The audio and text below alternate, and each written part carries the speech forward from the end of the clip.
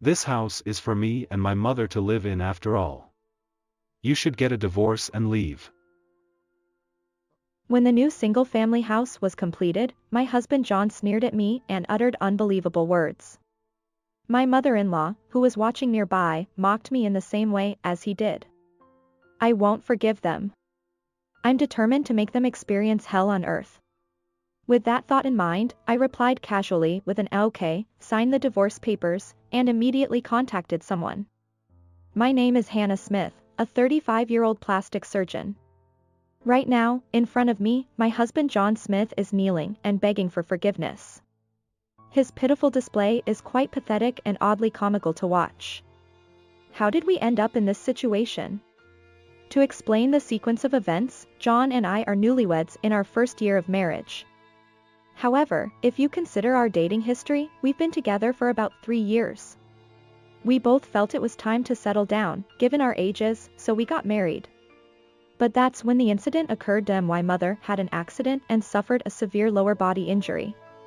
She lives alone, and my father passed away earlier, so there was no one nearby to take care of her. Despite the fact that it might be an inconvenience for John so early in our marriage, I suggested building an accessible new home and living together. I was prepared to hear him suggest divorce. After all, who would willingly choose to live together so soon after getting married? Even if you have a good relationship with your partner's family, it's still a daunting prospect. John had no prior connection with my mother, so I thought he would surely be reluctant. However, to my surprise, he readily accepted this proposal without hesitation. Marriage is about becoming a part of each other's families. Taking care of family is a child's duty, isn't it? It's only natural. I couldn't hide my surprise as John answered with a bright smile. It was typical of him. He might not refuse, but he would likely express a complaint or two. From my perspective, I had been thinking that it was necessary to have this conversation, even if he voiced some grievances. His response was unexpected, leaving me momentarily speechless. Seeing me like that, John tilted his head curiously and asked what was wrong. I, in a fluster, expressed my gratitude to him for agreeing. When I conveyed this to my mother at home, she also expressed her thanks to him. Soon after that, we began considering the house, and in the meantime, my mother made arrangements for her care in a nursing facility. Whether we were renting or building a house, we needed a place to take care of my mother until then. I quickly took care of the necessary procedures, and with the help of acquaintances, my mother smoothly transitioned into the facility. Then, we promptly went to talk to a real estate company, and given our savings, the prospect of building a house looked promising relatively quickly. However, a problem arose here. When the discussion turned to how the property should be registered, for some reason, John chuckled and declined the proposal of having it in both our names. You see, I don't make much income, and if it's not proportionate to the size of the burden, it might be mistaken as a gift, and we could end up paying taxes on it. That would be troublesome, and I'm fine with Hannah's name alone on it. I haven't managed to save up much either. John's job was in manufacturing as a subcontractor for a major electrical company. It was not only low-paying but also physically demanding work. Despite the fact that it resembled the very definition of a black company, in today's terms, he adamantly refused to consider changing jobs. I had shown him job listings multiple times, suggesting that it would be better for his future to work somewhere else than to continue working in such conditions. However, he remained resolute in his refusal. He insisted that he didn't want to quit his current job because he loved it and was unwilling to listen to my reasoning. Personally, I think having John's name on it would provide some peace of mind in case something happens to me in the future. But what about when I'm gone? John seems like he wouldn't even know how to change the name on the property, so wouldn't it be better to have it in both our names so that the necessary procedures can be easily handled? I've known he's been somewhat clueless about the world ever since we started dating. His lack of knowledge led to some unconventional behaviors, but he's someone who genuinely cares about his surroundings and his family. He puts his all into everything, to the extent that he's willing to work at a company like that, even if it means sacrificing himself. I know him as the type of person who lives straightforwardly. I married him, flaws and all, because of that. I believed in him as someone who values others more than his shortcomings. That's why I was able to love him. My dear husband, for such a trivial reason, is rejecting my proposal. It's hard to accept. Even if it makes him uncomfortable, the way he's handling this is disrespectful towards me, his wife. I've placed my trust in him wholeheartedly. That's why, at first, I didn't feel uneasy about his continuous refusal regarding the property's name. Rather, it was from this point forward that I started sensing something was amiss. Usually, he would, albeit reluctantly, consider my opinions and agree, saying, "I'm sorry, if that's what you want." But for some reason, he absolutely refuses to budge on the matter of the property's name. He's insistent on it being solely in his name, and it's clear that something is off. There must be another reason for him to be this obstinate. With this in mind, for the first time since we got married, I began to question him, as if interrogating him.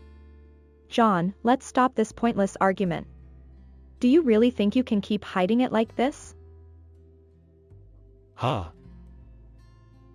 Just as I suspected. Beads of sweat formed on John's forehead, an unusual amount, and his eyes darted from side to side, unable to conceal his unease.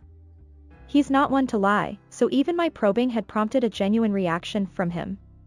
This was why he rarely ever lied in front of me, probably because he expected to be caught if he did. "You thought I hadn't figured it out?"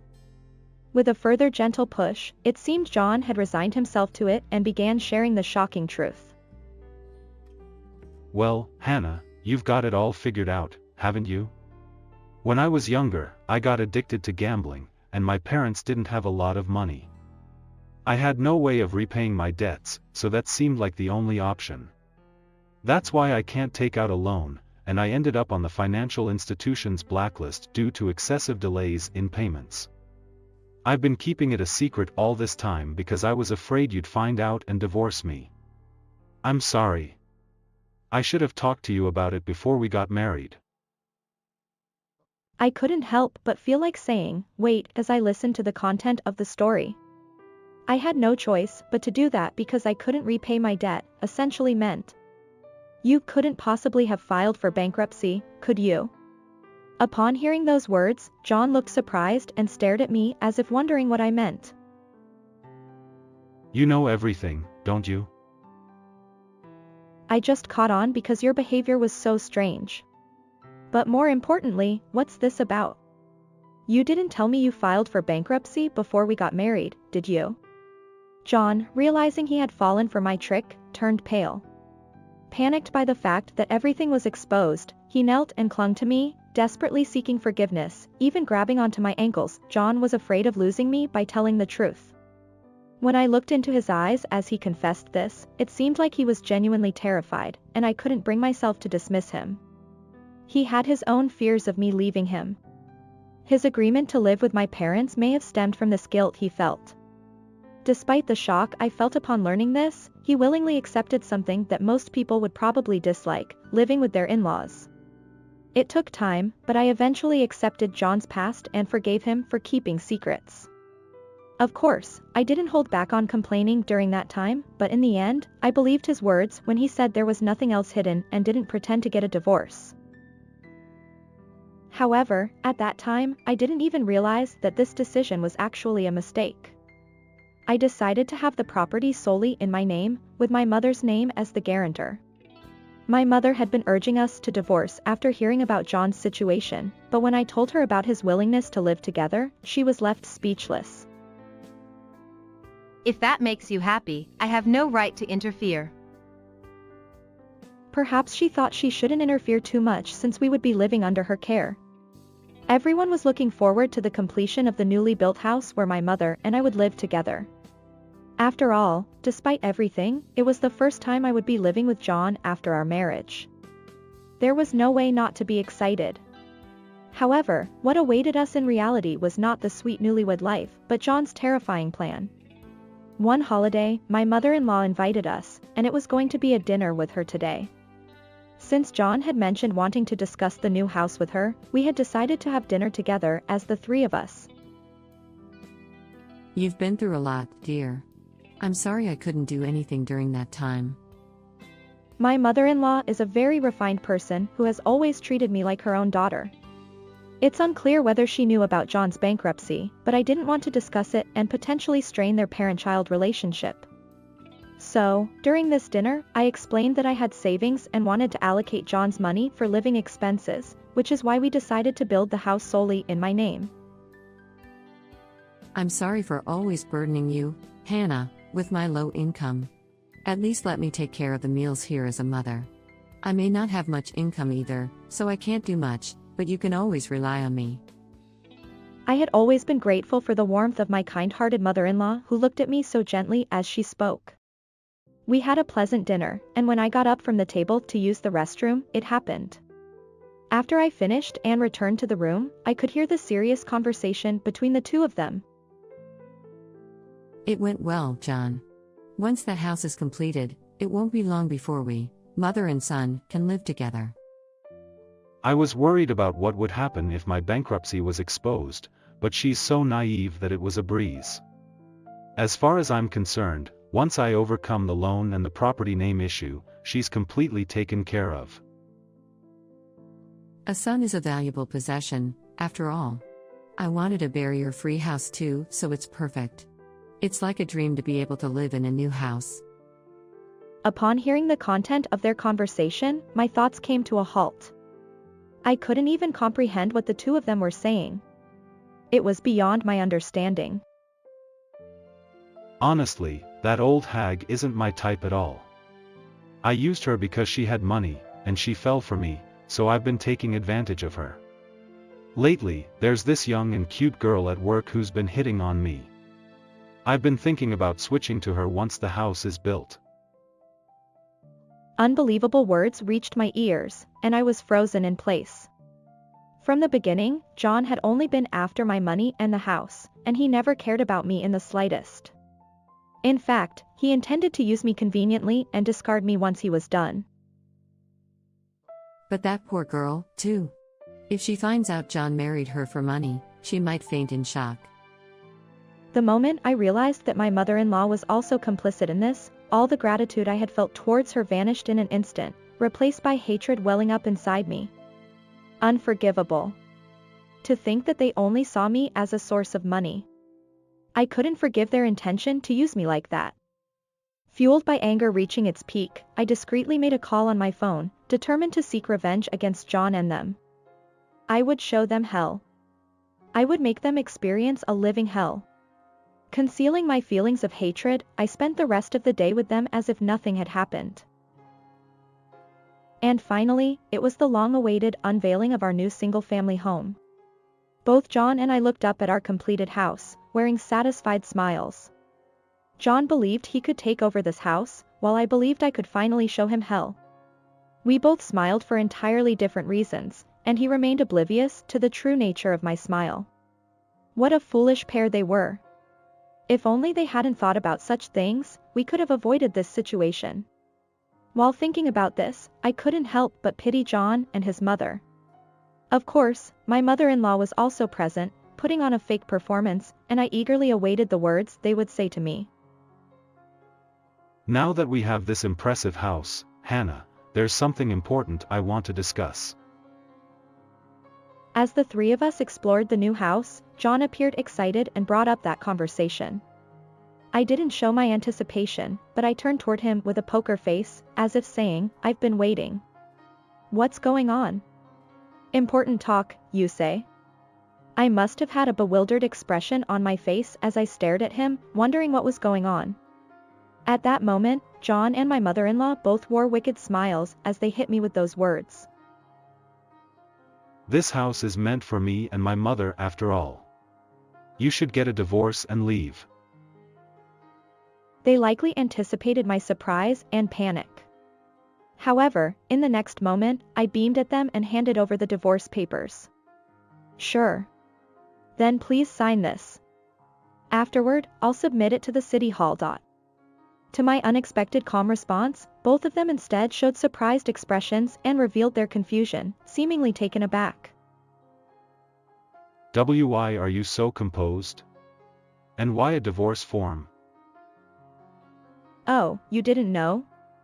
It's common sense to prepare a divorce form when you get married. I saw it on TV the other day.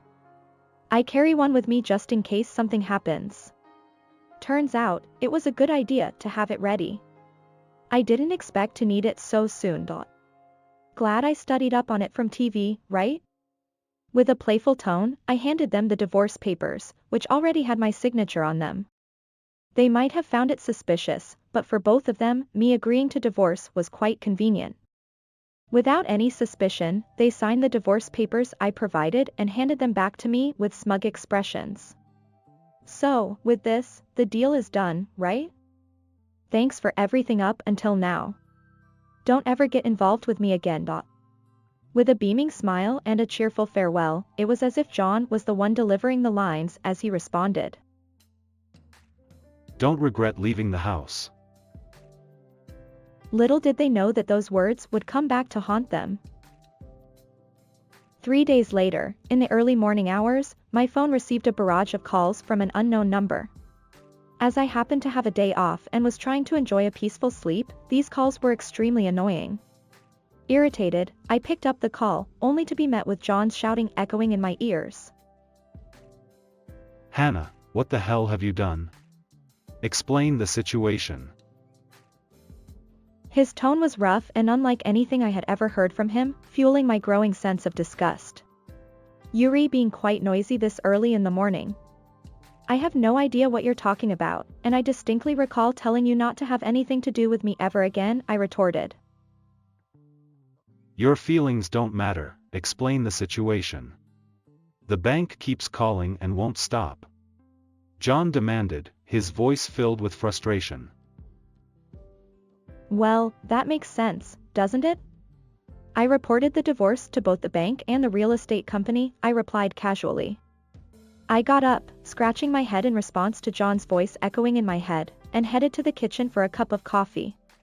My mother, who had already awakened, was seated at the dining table in her wheelchair, pouring a warm cup of coffee for me. So, why am I getting these calls at my end then? Of course. The bank is probably about your car, and the real estate company is selling that house, so they're definitely calling to urge you to leave, aren't they? Hey, didn't you still owe payments on that car? Upon hearing my story, John was shocked, and his voice trembled with surprise. Hearing his reaction, I couldn't help but find his response even more favorable than I had imagined, and I almost spilled my coffee in surprise. Of course. Why should I, the one who got divorced, have to pay for your new car? Even after the divorce, I bought that car on the day we had dinner with my mom, and I had already made the payments before the divorce. It's not surprising that John was upset. In fact, when it came to living with my mother, John had requested a car to assist with her care. During our discussions about choosing a home, he mentioned finding a good job about a 15-minute drive from the new house. He wanted to commute there by car and, as a result, proposed that I purchase a car for him. It's a car we'll use for your mom's care as well, so buying a new one would be more reliable than a used car, don't you think? He had been discussing this with me, mentioning the purchase of a car worth nearly 20 million yen. Considering that we might have to transport my mother, having a new car does indeed provide a sense of security compared to using someone else's bath. Initially, I had no suspicions and went along with the idea. However, on the day of that dinner, they were loudly discussing this matter and revealing their reasons. It's a car that can be used for caregiving, so how about selling it as a used car for a decent price? We can split the cost between me and my mother. I can use it to buy gifts for the girl at my workplace, and my mother can get herself a branded handbag. I can trick her into buying that car for sure. Unaware that I was listening outside the room, John and his mother were laughing loudly as they discussed their plans. Being a frugal person from a young age, I had saved up over 10 million yen, and I could easily fulfill John's request. However, who would agree to such a scheme after hearing this kind of conversation? Here, I decided to take action to strike back. First, I agreed to John's new car purchase and even went with him to the car dealership. We made the purchase agreement with me being responsible for the payments, and we signed the contract 2 months before the completion of the new house. After that, I left his bank account with no deposits whatsoever. Since we had a deal with a shop that allowed buying without a down payment, the bank started hounding John when no withdrawals were made even after waiting for a month from the first month. John, who was completely oblivious and had left everything to me, must have panicked for sure. He hadn't even bothered to check his bank book properly and had left it alone, expecting me to handle everything. His carelessness ended up becoming a noose around his neck. John, upon realizing this fact, is probably now as white as a sheet, with all the blood drained from his face, and his thoughts completely stopped, unable to come up with any retort. John seemed to be at a loss for words. All that could be heard were sounds like, and, emanating from him in a pitiful manner. By the way, that house has already been sold, and we've found a buyer, so you'll need to vacate within a week, or you'll be forcibly evicted, I added. Huh. As I delivered the shocking news, seemingly pushing him further, John snapped back to reality and let out a loud, startled exclamation. It's only natural. Why would you think someone can just keep squatting in a house that's in my name forever? Neither my mother nor I are living there, it's an unnecessary house, so selling it is a given. Fortunately, the real estate agency is run by an acquaintance of mine, the owner. They were happy to help find a buyer, and it seems they found one quickly. The contract is already signed, and the money has been transferred. So, I suggest you move out of that house promptly. If you don't, it might lead to a police report for trespassing. Are you okay with that? Perhaps he realized that I had the upper hand, as John looked completely cornered. Even without seeing his face, I could tell his expression from his tone of voice. It was as if he were saying he had been thoroughly trapped. Too bad, isn't it? Your plan to take over the new house has failed miserably. I'm feeling really good about getting more than enough in return compared to the alimony from the divorce. Both you and your mother turned out to be even more despicable than I could have imagined, and I seriously regret my judgment of character. Well, what makes you think you can get away with something like this? Making such a high-handed move without family consent. Are you even human anymore? A person like you, trying to take advantage of others and enjoy the benefits, then acting like a victim, you're nothing but scum. Upon hearing John's retort, my anger reached its peak, and I proceeded to deliver even more cruel truths to him. The wounds my mother and I carry in our hearts are nothing compared to what you've done. I'll make sure you learn firsthand what happens when you toy with people's emotions, I said. Just as I delivered my words, the doorbell of his house chimed with perfect timing. He remained on the call while answering the intercom. An irritated John, clearly annoyed by the interruption, went to attend to the visitor. However, upon seeing the person on the intercom, John let out a small scream. Gr Grandpa. Why is Grandpa here? There, on the intercom, was my mother-in-law's father, and it seemed like my grandfather-in-law had a stern expression, as John and my mother-in-law's voices were filled with fear. I know you're in there. Open this door. The voice of my paternal grandfather was low, tinged with anger, and my mother responded with fear in her voice. Why are you here, Dad? You shouldn't know about this house. Just open the door. I've heard everything from Hannah.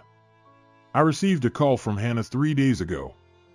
She told me everything, from the reason for the divorce to how it all unfolded.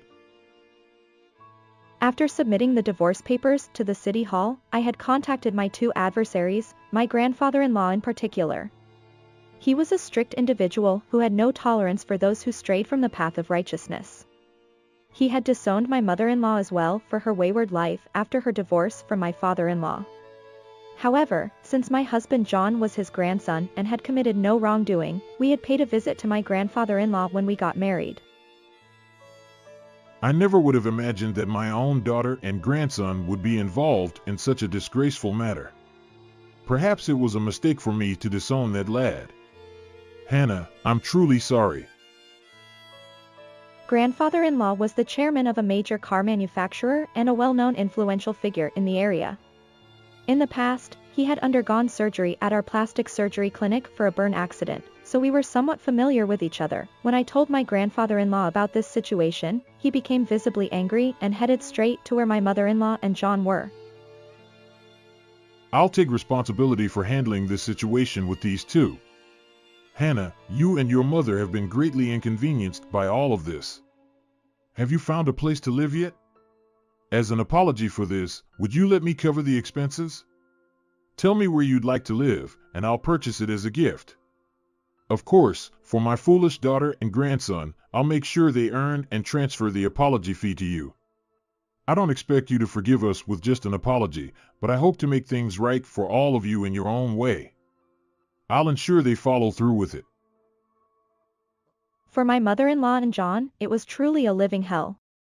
There was no escaping their grandfather right in front of them, and they found themselves in a situation where his strict management of their lives was a better option than being disowned. And so, with the arrival of my grandfather-in-law, this chapter of the story came to a close. We took advantage of his offer, and my mother and I decided to build a new, barrier-free single-family home in my mother's hometown. With the proceeds from the sale of the previous new house, we were able to fully pay off the expenses, and my mother and I embarked on a new life together, just the two of us. Since then, John and his mother were made to work tirelessly under my grandfather-in-law's supervision, from morning till night. John, as part of his punishment, started a job with a contract that cut his salary by 60% for a year. They lived in a rundown company housing, and my mother-in-law was subjected to the same treatment. As per my grandfather-in-law's declaration, John and his mother sent monthly settlement payments to me as agreed, and it seemed that they had learned their lesson after experiencing such a harsh ordeal. And so, my mother and I were able to regain a peaceful life. She enjoys her daily life while using daycare services. As for me, I continue to enjoy my work and love life, always by my mother's side, sharing laughter and happiness together.